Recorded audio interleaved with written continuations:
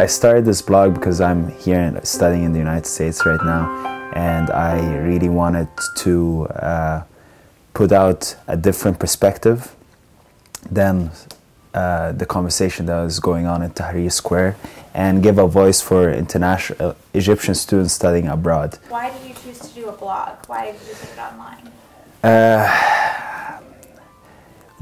When you're abroad, there are difficulties how you can communicate. There are different ways, but I thought a blog would be, a short post where you can, put forward an idea or a thought or something, and I thought blogging would be a nice platform. Twitter is unique. In a split second, you can spread something around the world. So of course, I've been blogging and putting, links to my blog on Twitter and trying to share the blog with people on Twitter. The possibilities are there that people will read it, and you can, I think, affect change through Twitter.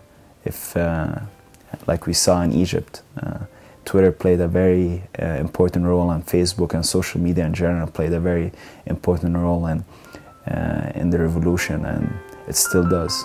And of course, Twitter and Facebook facilitated and helped these protests and this uprising, but I'm not part of the group who really thinks social media it was a social media revolution.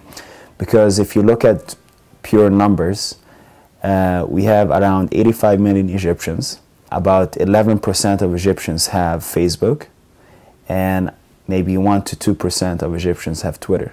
So it's a very minimal amount of people who have access to these websites, and even only I think the latest number I read was only 27% of Egyptians have internet. So the amount of people who have internet access, have Facebook, Twitter, use social media is very limited.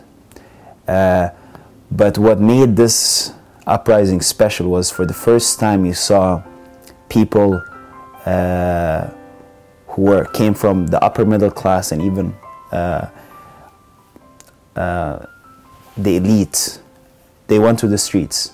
That never happened before. It usually was, a group of 2,000, 3,000 people, the activists who would go to a protest. But for the first time, January 25th, you saw all these Egyptians showing up and protesting. And I think this was what made it unique. And the reason all these people came together was of social media, like websites like We Are All Khaled Saeed, for example, which has over 1 million followers.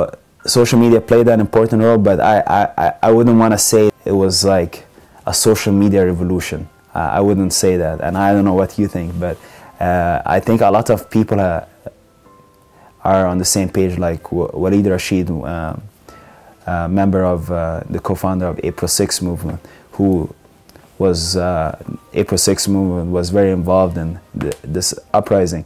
He also thought that it wasn't, a social media revolution, but certainly played a very important role.